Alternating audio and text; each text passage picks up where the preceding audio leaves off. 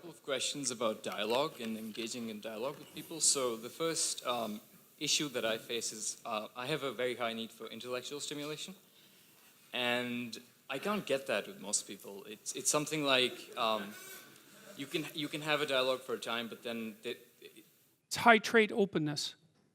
Yeah. But then they sort of run out of ideas, they can't keep up, and it sort of falls apart. And I think this is a problem that intellectuals have quite frequently, is that they sort of, once they start reading difficult and rewarding stuff, they stop wanting to talk to regular people, and I think that contributes to the disconnect that you see between intellectuals and working class people and stuff like that. And the other question I had was about... Okay, wait, I don't know if that's a question. I mean, I believe there's a question in there, but The question is, how should we address that? How should I address it? And is that something that can be addressed? Well, part of the answer to that is that's what the universities were for. I mean, you know, not everybody is equipped to or interested in engaging in high-level discussion of abstract and creative ideas. You know, you hear this idea that everyone's creative. That's a lie. It's as straightforward as that. True creativity is very, very rare.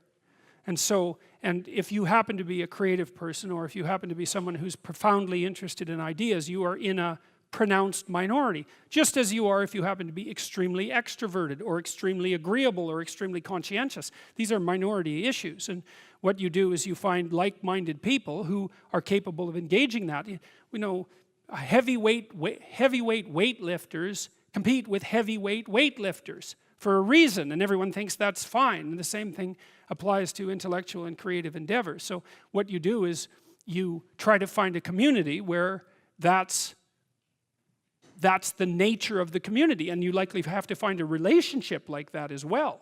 You know, so I don't think so. I think what contributes to the siloing is the arrogance that goes along with it.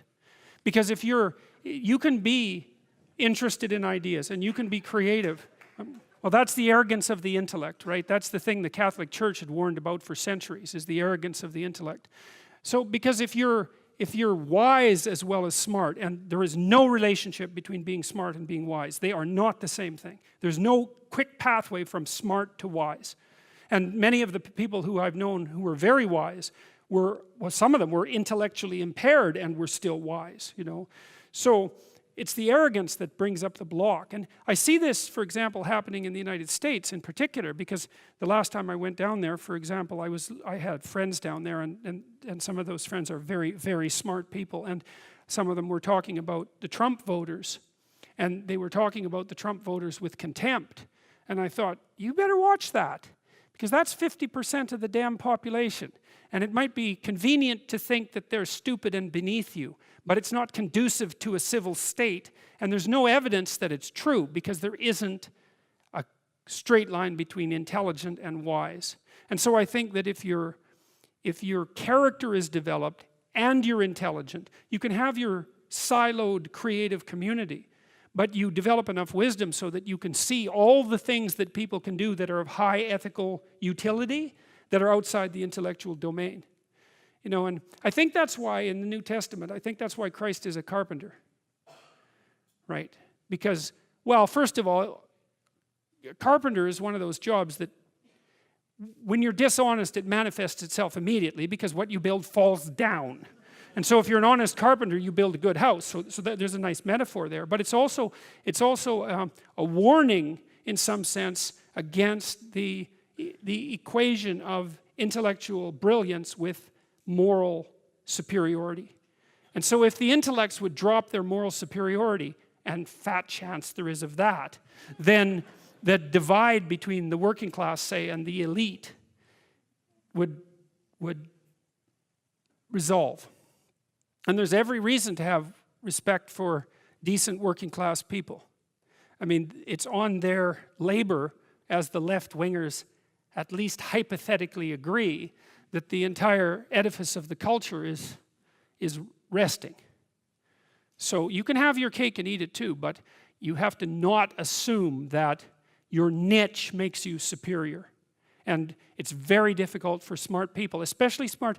There's this scene in Nietzsche's, it's in Thus Spake Zarathustra, where Zarathustra, the prophet, comes down from the mountain, and he comes into a public square, and there's this crowd around this little midget who's only about this high, who has a gigantic ear, and everyone is marveling at him.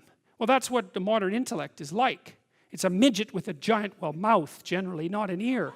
And the being is underdeveloped, but the intellect is hyper activated, and it makes the person extraordinarily unbalanced. And it's partly because they can't compete outside the intellectual realm, and that makes them very bitter, because they tend to think, well, God, I'm so smart, everything should just come to me. It's like, sorry, that's not how the world works.